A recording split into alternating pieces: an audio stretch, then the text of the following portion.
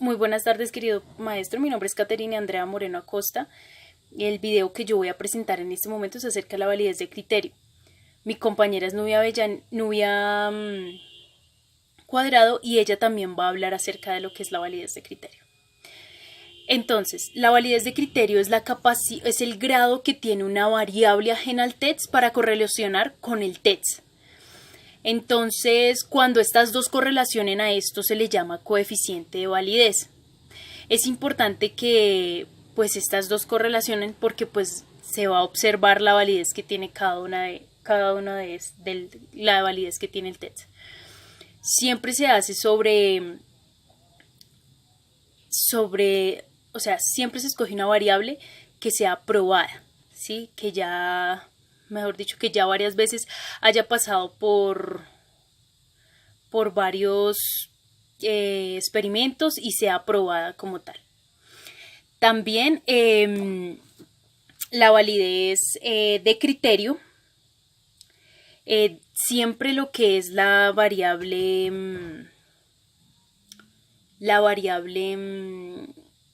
ajena al TEDS junto con la del TEDS deben correlacionar. Esa es la idea de que correlacionen. La validez interna es la certeza que tiene el investigador o la persona que está haciendo este proceso para identificar lo que está pasando con la variable dependiente, ¿sí? Los cambios que está haciendo la variable independiente sobre la variable dependiente. Se puede observar que en la validez se puede analizar, o lo que pude aprender es que en la validez interna tiene varias debilidades esta validez, entonces, y que debemos de tener cuidado que al momento de usarla no nos pase eso porque pueden afectar nuestros resultados. Entonces, unos de ellos son los siguientes: variables que pueden afectar nuestra variable interna, ¿sí? Entonces son la historia, que son eventos o acontecimientos internos o externos a la situación experimental que pueda afectar a la variable dependiente. Maduración son los cambios psicológicos o físicos que tengan los individuos y que puedan afectar el resultado, ¿sí? Los individuos a los cuales se les está presentando el TEDS. Mortalidad experimental. Retiro de los participantes del experimento en medio de él, ¿sí? La idea es que todos, que en medio del experimento que se está realizando, ningún individuo se retire porque esto puede afectar nuestra variable interna. Otra cosa que puede afectar nuestra variable interna es la inestabilidad, ¿sí? La inestabilidad son los errores de aplicación de pruebas o de calificación de pruebas. Recordemos que esta calificación de pruebas lo hacen los expertos, ¿sí? Con base a eso nos basamos para poder realizar qué tan válidos son aquellos datos. Entonces es importante que puedan calificarlo de la mejor manera, y no solo calificarlo de la mejor manera, sino presentar la prueba tal como es. También tenemos administración, que la idea es que las personas que hay personas que ya han vivido la experiencia y por lo tanto esto puede afectar puede afectar de manera positiva o negativa la variable, ¿sí?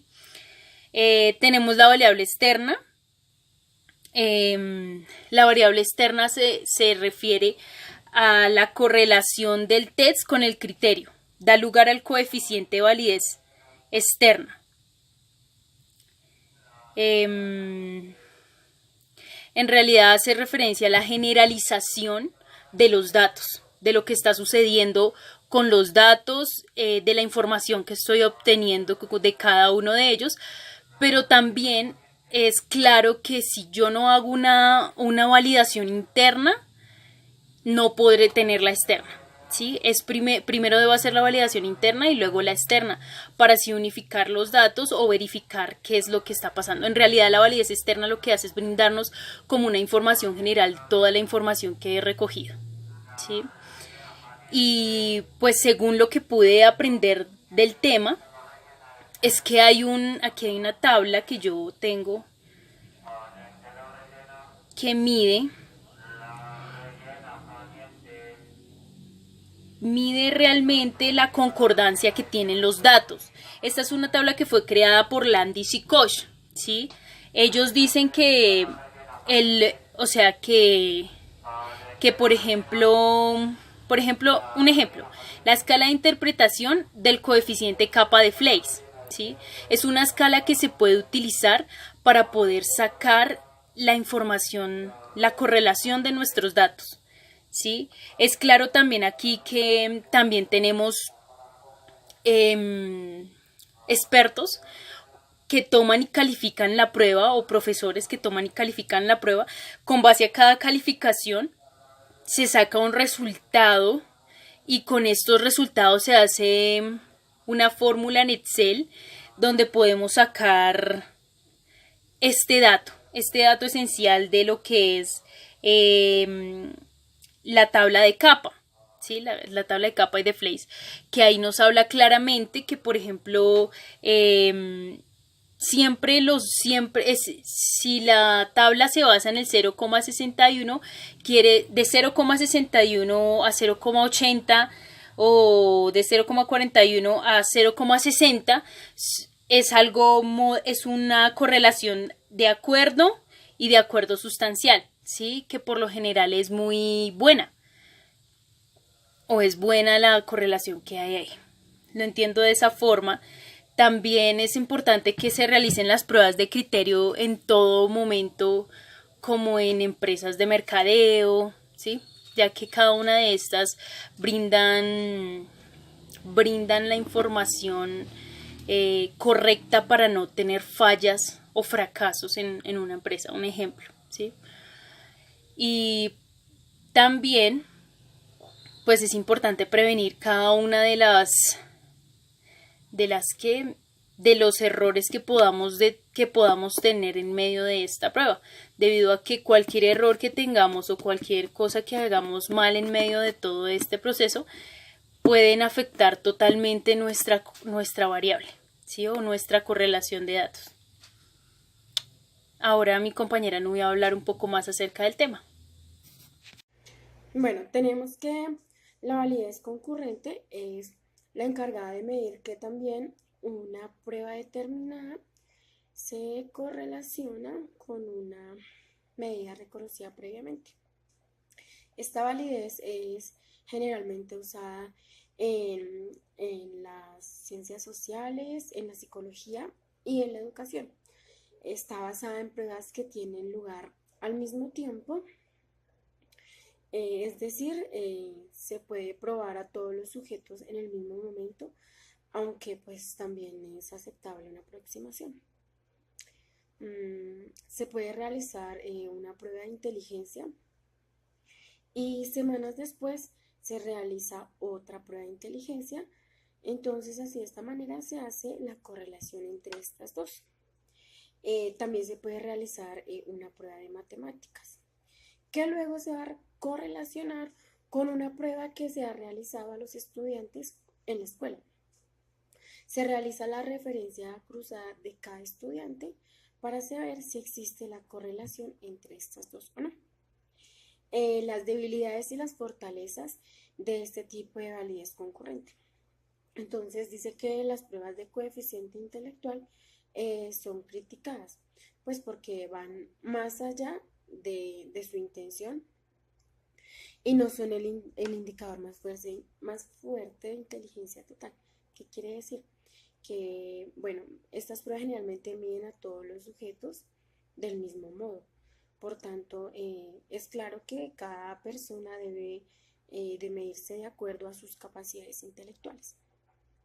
A pesar de esto, la validez concurrente es incondicional en las pruebas laborales, pues esta permite después de una prueba continuar con las demás o con los demás filtros para finalmente pues llevar a cabo la contratación en este caso, de un empleado.